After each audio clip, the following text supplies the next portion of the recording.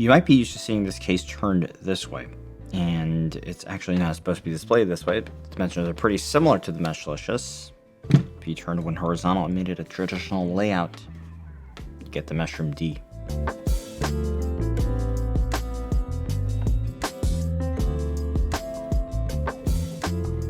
Welcome to Machines More. This case has been out for a little bit. The Meshroom D is a horizontal take on the Meshlicious dimensions by Sunnyside Up Design or SSUPD. So let's take a look at this one today. Before we begin, big thanks to SUP for sending over this case for review. They provided this review sample at no cost to the channel.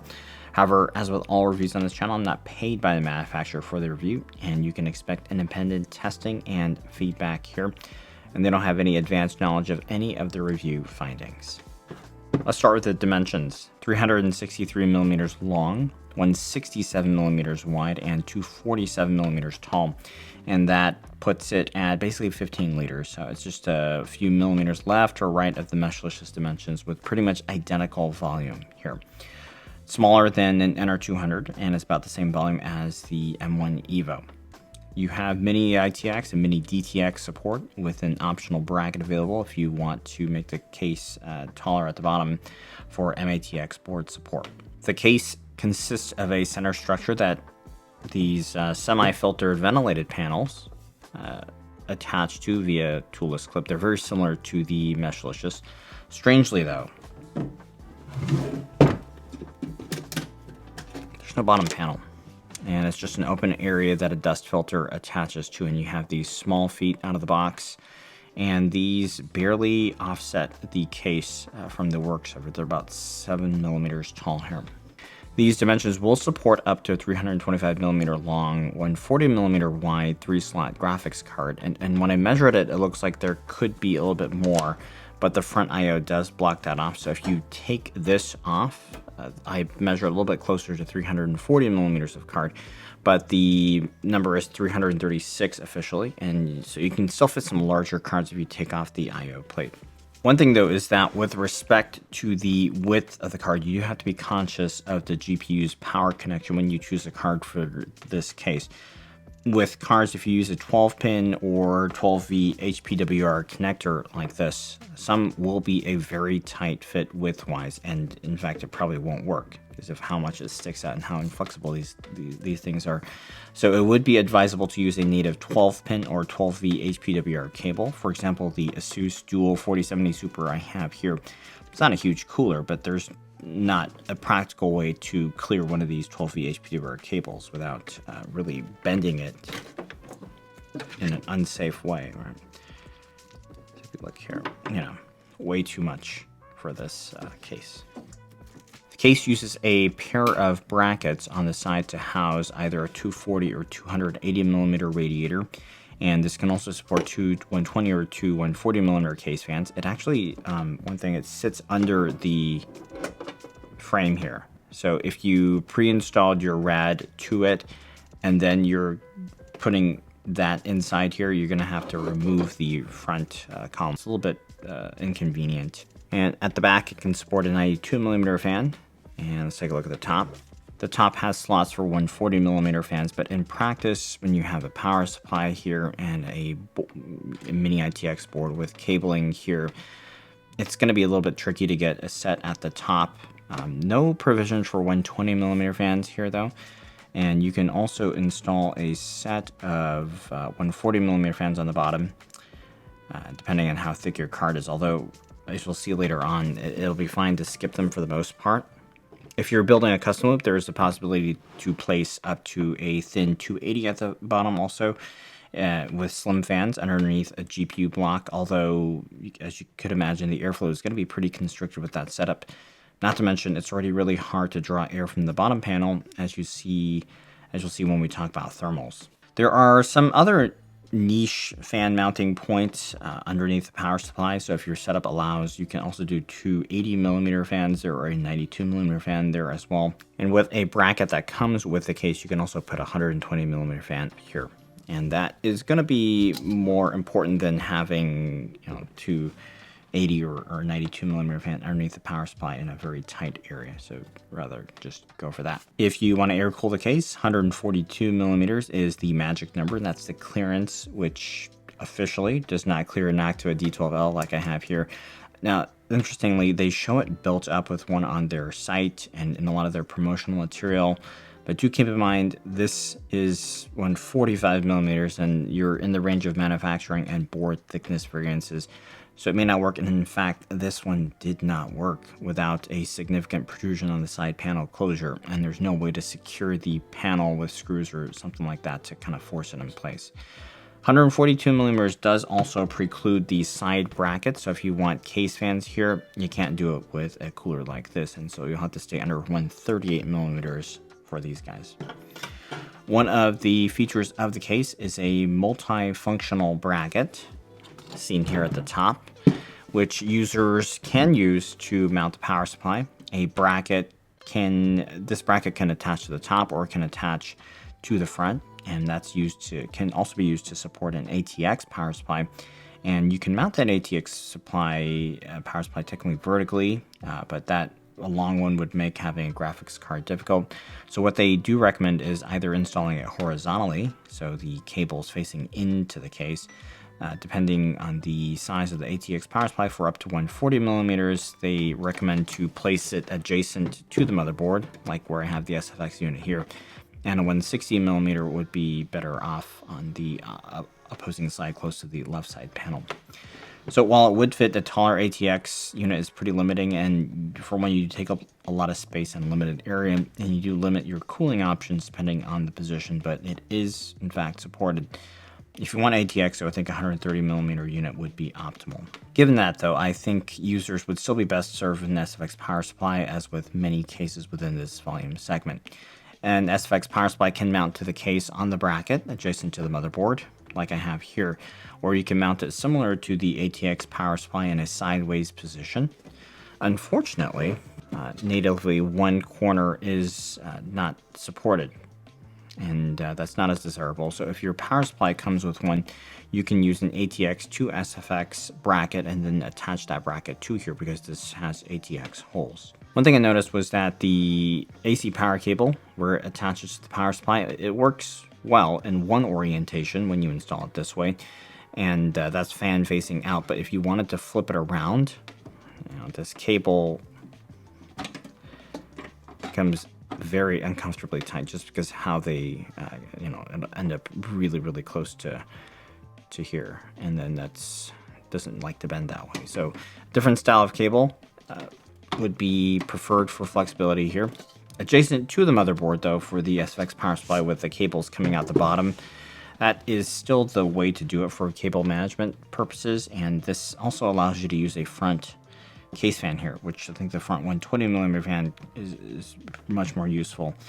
And then you can mount this one using an additional set of brackets as well.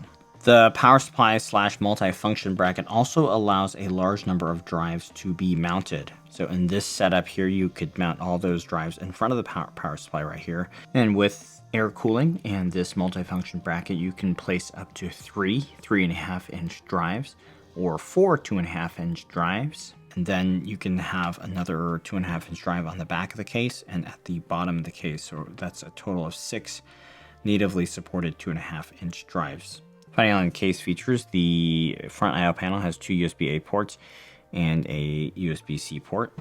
No power button. Interestingly, that is delegated to the panel over here, and it's a little bit odd. And that can actually be relocated to over here. Kind of a strange location for the power button. For this go, I did an AIO build first with a 240 millimeter Cooler Master Atmos unit, and that was paired with the ASUS X670 EITX and the Ryzen 9 7900X, the ASUS Dual 4070 Super here. The build process is not difficult, although you really do have to be deliberate with the order. Start with all the case panels removed, and then after prepping the motherboard, install the power supply, run the cables, get that front fan in, and then you can install the pump head at the motherboard if it's convenient to do so for you. Usually that won't interfere too much as long as the rad is kind of looped off to the side. Then if you want, install the fans at the bottom. Not really necessary. I didn't see an out-of-the-box way to do 120 millimeter fans at the bottom. There aren't any holes for those. So I experimented with P14 slim fans, And then I installed the graphics card. I did slot in the 6800 XT just for some comparison against some of the other cards tested, but mainly tested with this card here. One of the last steps you want to do is a radiator, and that will mount to the brackets first loosely, and then I did this one as a side intake to prioritize CPU thermals. As a side exhaust, you'll get better GPU thermals, but usually this would penalize the CPU thermals quite a bit. But to get the brackets back in, it's a little bit tricky because you have to then remove the front supporting arm in order to place the brackets underneath the case structure, then screw it in. And I found this unnecessarily inconvenient. Having the brackets on top is how most cases do it, and then you can just install it this way, so I'm not sure. It's a bit odd. One thing I also found helpful when building was to remove the AC power cable and then replace it towards the end of the build, just to free up space over here. It doesn't have to mount there. You can also relocate it to the closer to the side panel if you want. So let's take a look at the thermal performance with an AIO. As mentioned, I also did use the Gigabyte 6800 XT card that I tested with other cases, just to give you an apples to apples comparison here that will be helpful for understanding where the thermal characteristics are for this case. For the straight CPU render, the intaking radiator with the single front exhaust here gives similar performance to other traditional layout cases such as the NR200 and M1.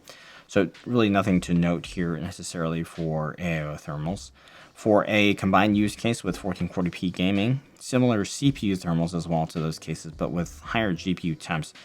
And that's because the bottom here, it is quite choked off. So I don't think a thicker card, closer to 3 slots, will be able to get the intake that it needs to run at more comfortable temps. And I think this case needs to be elevated with slightly taller feet or inverting it to work well with those. With a card as thick as this, in fact, you can still fit slim fans at the bottom. I stuck a pair of Arctic P14 Slims there, and they were practically touching the card. Usually this doesn't work well. And as you can see here, there's just a tiny bit of improvement, but realistically they're not worth the bother, and the temps are still pretty high here. A more suitable card for this case is something like this 2.5 inch slot card, because at least it can draw some air through the side panel here.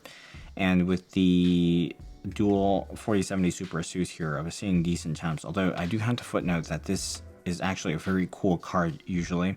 In fact, in a case like the Fractal Terra, where I've also tested this card, it runs at around 68 degrees.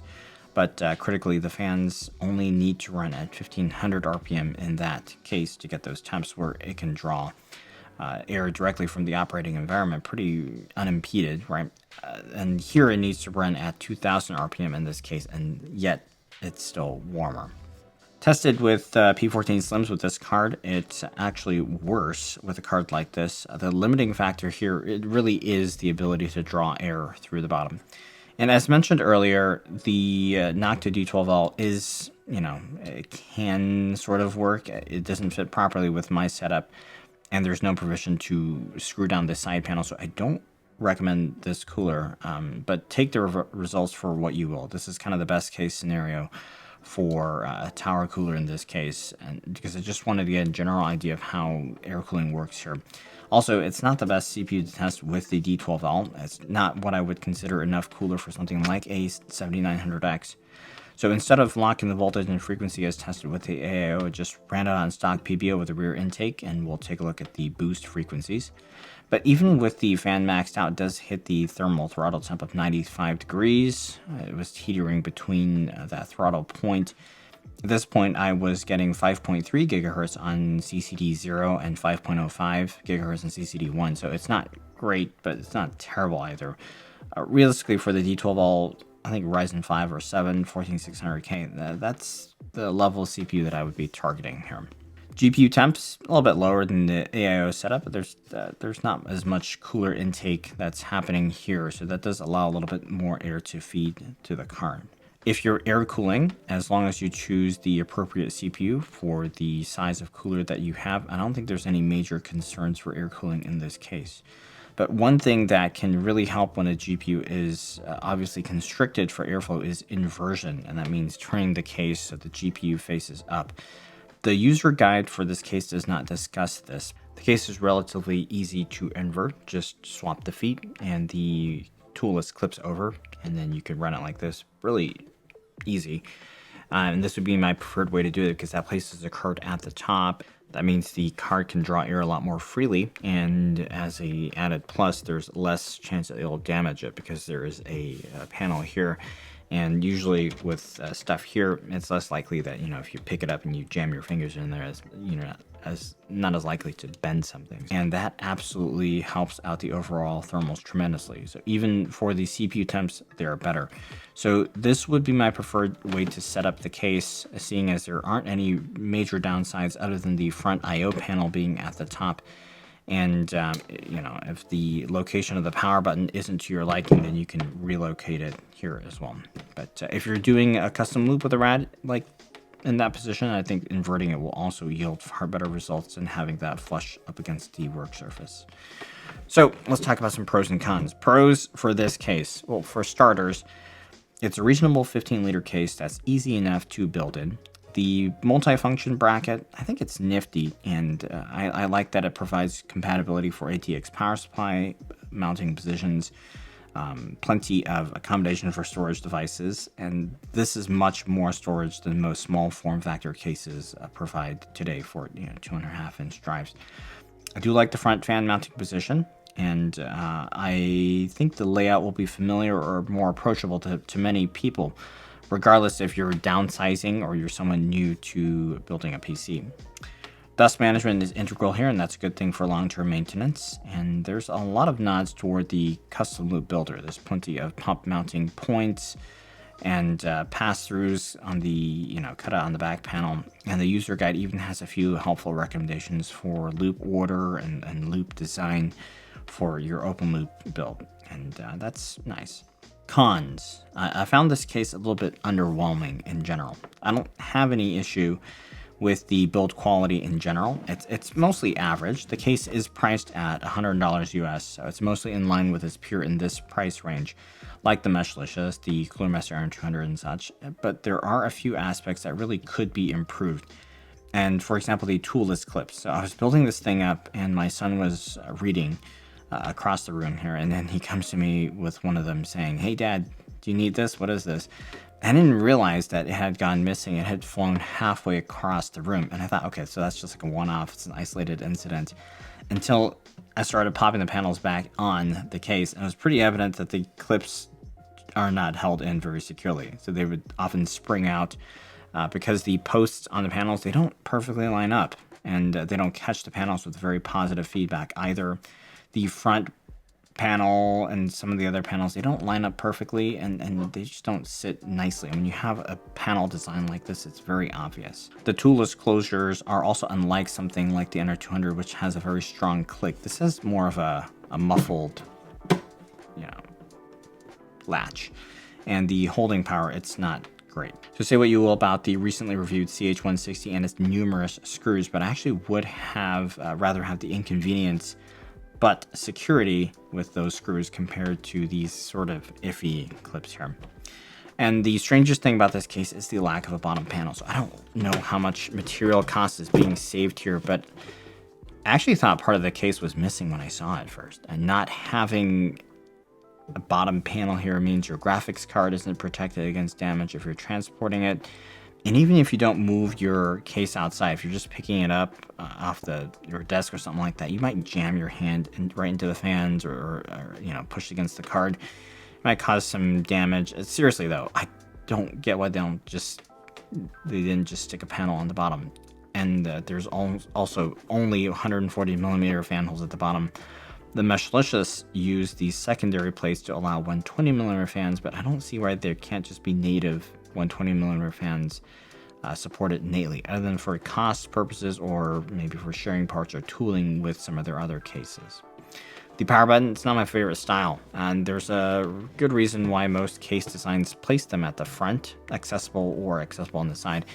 At the back, having to feel around for it, I don't think that's a great location. We talked about these legs. I think they're a little bit too minimal. If you want folks to set it up inverted, then why not just have the case delivered that way? And I think that's an absolutely fine way to recommend the case to be set up. But otherwise, slightly taller feet would absolutely help, or just gives folks an option here. Like you can have small feet and slightly thicker feet. So It's not a bad case, but some of these design choices don't really make much sense when there are fairly obvious remedies for them. So who is this case for? So if you like 2.5-inch storage and a compact form factor, I think it's a good candidate. With an AIO, you're fine running it as a higher CPU, higher powered CPU workstation build. For air-cooled builds, it will tend to more moderate power CPUs. You can do Noctua C14S with a fan on top. That's probably the most cooler you can get into here. For tower coolers, you may or may not be able to get a D12L in this case, so I don't recommend this. I think you'll want to target a CPU that draws less than 150 watts, long duration for air-cooled applications in this case.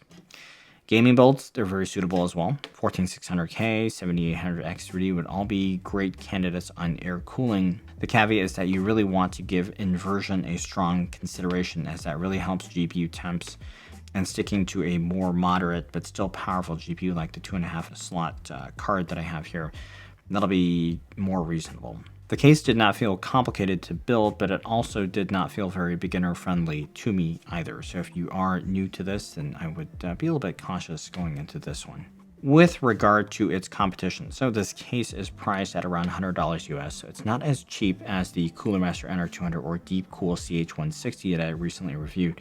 But I think either of those cases actually offers something better in some regard while also being cheaper. So for example, the NR200 is just way more user-friendly, and although it's bigger, if you're a beginning builder or you're still figuring out what you want to build with, even with some of the dated features on that case, it still provides a much more positive build experience and very few surprises.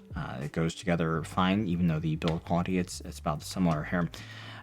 The volume is well worth it though, because you get top fans there, you can put a larger tower cooler, and AIO rads, they're easier to install and maintain with that rad plate. Plus the thermal performance of the case is just better. CH160 supports big air coolers, which when set up properly can work very well, even with the glass panel. So aesthetically, that case is a bit more, would you say, fun. And the air-cooled thermals are better than the AIO thermals that we saw here, and it's a lot cheaper.